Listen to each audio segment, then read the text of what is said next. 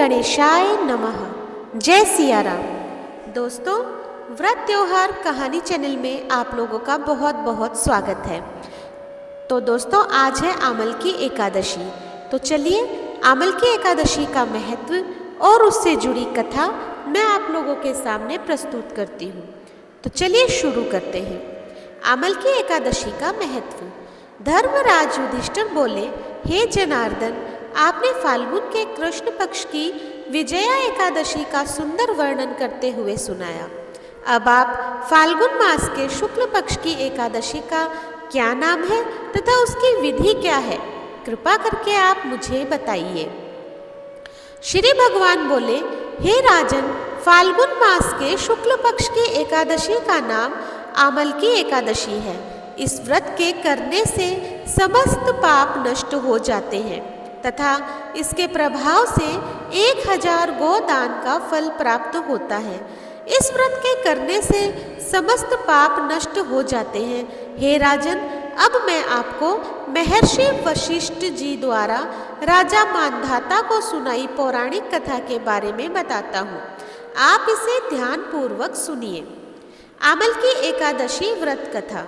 राजा मांधाता बोले कि हे वशिष्ठ जी, यदि आप मुझ पर कृपा करें तो किसी ऐसे व्रत की कथा कहिए जिससे मेरा कल्याण हो। महर्षि वशिष्ठ बोले कि हे राजन, सब व्रतों से उत्तम और अंत में मोक्ष देने वाले आमल की एकादशी के व्रत का मैं वर्णन करता हूँ। यह एकादशी फाल्गुन माह के शुक्ल पक्ष में आती है।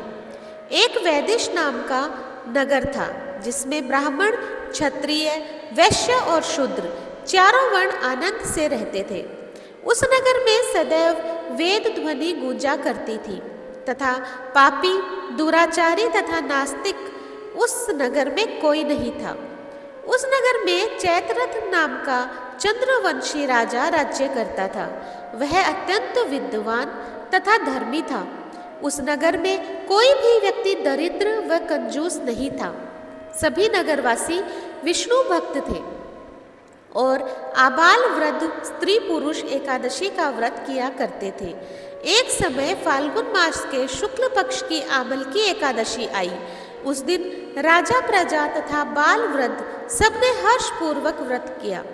राजा अपनी प्रजा के साथ मंदिर में जाकर पूर्ण कुंभ स्थापित करके धूप, दीप, नैवेद्य, पंचरत्न आदि से धात्री आंवले का पूजन करने लगे और इस प्रकार स्तुति करने लगे, हे धात्री, तुम ब्रह्म स्वरूप हो, तुम ब्रह्मा जी द्वारा उत्पन्न हुए हो और समस्त पापों का नाश करने वाले हो। तुमको नमस्कार है। अब तुम मेरा अर्घ स्वीकार करो। तुम श्री रामचंद्र जी द्वारा सम्मानित हो। मैं आपकी प्रार्थना करता हूँ, अतः आप मेरे समस्त पापों का नाश करो। उस मंदिर में सबने रात्रि को जागरण किया। रात के समय वहाँ एक बहेलिया आया जो अत्यंत पापी और दुराचारी था। वह अपने कुटुंब का पालन जीव हत्या करके किया करता था। भूख और प्यास से अत्यंत व्याकुल वह बहेलिया इस जागरण को देखने के लिए मंदिर के एक कोने में बैठ गया और विष्णु भगवान तथा एकादशी महात्म्य की कथा सुनने लगा। इस प्रकार अन्य मनुष्यों की भांति उसने भी सारी रात जागकर बिता दी। प्रातःकाल होते ही सब लोग अपने घर चले गए तो बहेलिया भी अपने घर चला गया। घर जाकर उसने भोजन किया।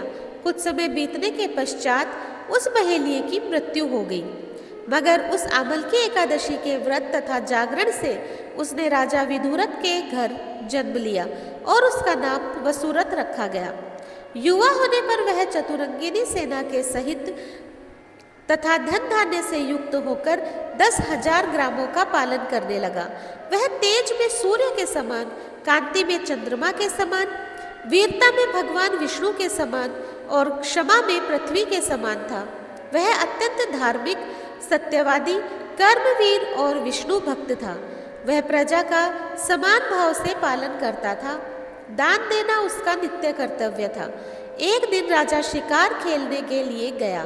दैवयोग से वह मार्ग भूल गया और दिशा ज्ञान न रहने के कारण उसी वन में एक वृक्ष के नीचे सो गया। थोड़ी देर बाद पहाड़ी मलेच्छ वहां पर आ गए और राजा को अकेला देखकर मारो मारो शब्द करते हुए राजा की ओर दौड़े। मलेच्छ कहने लगे कि इसी दुष्टी राजा ने हमारे माता पिता, पुत्र पौत्र आदि अनेक संबंधियों को मारा है तथा देश से निकाल दिया है, अतः इसको अवश्य मारना चाहिए। ऐसा कहकर वे मलेच्छ उस राजा को मारने दौड़े और अनेक प्रकार के अस्त्र शस्त्र उसके ऊपर फेंके। वे सब अस्त्र शस्त्र राजा के शरीर पर गिरते ही नष्ट हो जाते और उनका वार पुष्प के समान प्रतीत होता। अब उन मलेच्छों के अस्त्र शस्त्र उल्टा उन्हीं पर प्रहार करने लगे, जिससे वे मूर्छित होकर गिरने लगे। उसी समय राजा ने शरीर से एक दिव्य स्त्री उत्पन्न हुई। वह स्त्री अत्यंत सुंदर होते हुए भी उसकी भ्रुकुटी टेढ़ी थी। उसकी आंखों में लाल लाल अग्नि निकल रही थी, जिससे वह दूसरे काल के समान प्रतीत होती थी। वह स्त्री मलेच्छों को मारने दौड़ी और थोड़ी ही देर में उसने सब मलेच्छों को काल के गाल में पहुंचा दिया। अब राजा सोकर उठा तो उसने मलेच्छों को मरा हुआ देखकर कहा कि इन शत्रुओं को किसने मारा है? इस वन में मेरा कौन हितैषी है? वह ऐसा विचार कर ही रहा था कि आकाशवाणी हुई, हे राजा, इस संसार में विष्णु भगवान के अतिरिक्त कौन तेरी सहायता कर सकता है? इस आकाशवाणी को सुनकर राजा अपने राज्य में आ गया और सुखपूर्वक राज्य करने लगा। महर्षि वशिष्ठ बोले कि हे राजन, यह आमलकी एकादशी के व्रत का प्रभाव था। जो मनुष्य इस आमलकी एकादशी का व्रत करते हैं वे प्रत्येक कार्य में सफल होते हैं और अंत में विष्णु लोक को जाते हैं।